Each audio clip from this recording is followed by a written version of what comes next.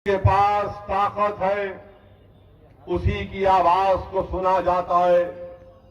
जिसके पास उसके वोट से मुंतखब शुदा जीत कर आने वाले उसके नुमाइंदे हैं, उनकी बात को सुना जाता है।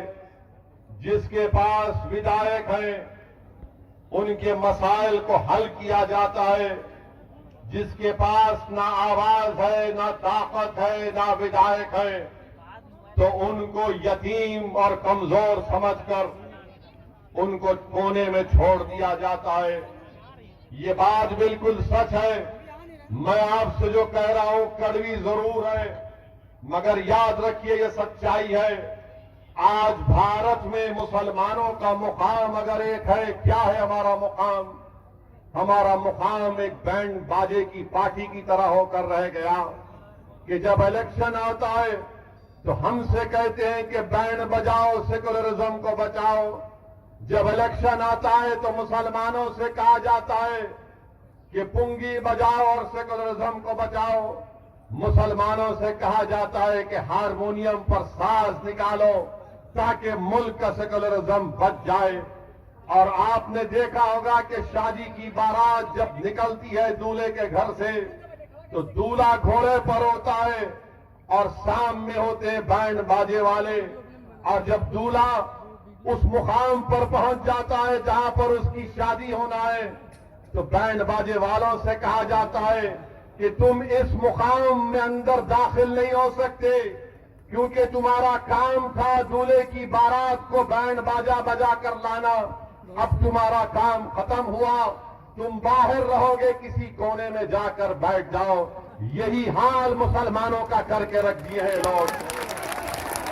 जब इलेक्शन आता है, मेरे अजीज दोस्तों, भाइयों, नौजवानों, मेरी बात को सुनिए। मैं चाहता हूं कि जब आप यहां से जाएं, एक फिक्र लेकर जाएं, एक सोच लेकर जाएं। मैं ये चाहता हूं कि आप एक फैसला कर लें कि इस आने वाले विधानसभा में क्या आप सिर्फ वोट डालने वाले रहेंगे या नेता भी बनेंगे, या आप सिर्फ वोट डालते रहेंगे और वही बैंड बाजा पार्टी की तरह कोई दूल्हा बनेगा, आप उसके रास्ते बड़े बैंड बजाएंगे, बड़े बड़े गाने गाएंगे, नाचेंगे, और जब वो जाएगा उस मुकाम पर जहां पर शादी होना है, तो वहां पर कहा जाएगा तेरा काम नहीं है, तेरा काम हो गया, तू बाहर रुक जा। असदुद्दीन ओवैसी आपको पैगाम देने आया है कि हम अब बैंड बाजा नहीं बजाएंगे, अब हम जमहूरी तरीके से इन लोगों को बजाकर अपने उम्मीदवार को कामयाब करेंगे। हम जब बजाएंगे, जब हम बजाएंगे, तो योगी आदित्यनाथ उल्टा ना समझे ये बजाने की बात कर रहा है। हम जमहूरियत में बजाने की बात कर रहे हैं। और कैसा बजाएंगे? हम अपना एक एक वोट पतंग के निशान पर दबाएंगे और दबाकर कहेंगे कि बेटा अब नाचो तुम, अब बाजा बजाओ, अब पुंगी बजाओ। आप अंदाजा लगाइए। आप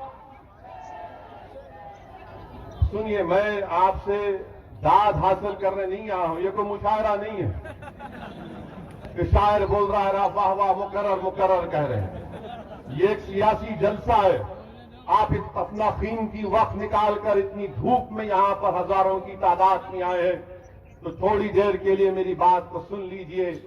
मैं जो कहना चाह रहा हूं वो मेरे दिल के जज्बात हैं। जो मैं कहना चाहता हूं वो मेरे दिल में, दिमाग में बेचैन मुझे कर देती है जब इन तमाम चीजों को देखता हूं। तो जब आवाम के दरमियान में आता हूं तो अपनी तकलीफ को आपके सामने बयान कर रहा हूं।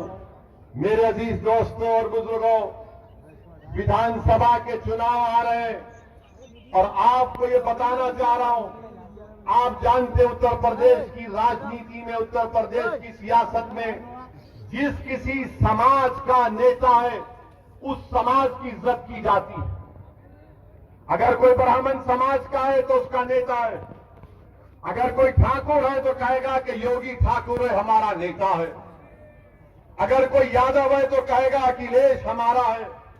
अगर कोई दलित है उसमें जाटव है तो कहेगा कि बहन जी है हमारी नेता, और अगर कोई कुर्मी होगा तो कहेगा कि अनुप्रिया हमारी बहन हमारी नेता है।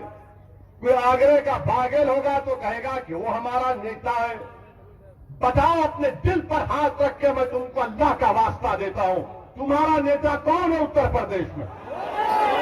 नहीं, आपका नेता उत्तर प्रदेश में कौन है बताओ? कोई तुम्हारा नेता है मुसलमानों का? नहीं, दिल पे हाथ रखकर पूछो, अपने आप से सवाल करो। जब सब समाज ने अपना अपना नेता बना लिया, अपने अपना पावर बना लिया, 19% मुसलमान उत्तर प्रदेश में, एक किसी को नेता बनाया आपने। ये मुझसे मत कहो, ये अपने आप से कहकर दिलासा मत दो कि नहीं ये पार्टियां किसी को नेता बनाने नहीं देती हैं।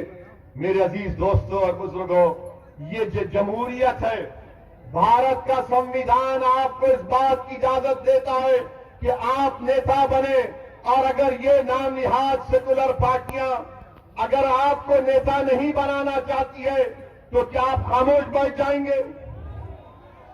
क्या आप आगे बढ़कर अपना हक हासिल नहीं कर सकते? मैं आपको बताने आया हूं कि असदुद्दीन ओवैसी यहां पर अपनी मकबूलियत के लिए या अपनी अना की तस्कीन के लिए नहीं आया। असदुद्दीन ओवैसी उत्तर प्रदेश को इसलिए आया है, आता रहेगा इंशाअल्लाह ताला जब तक अल्लाह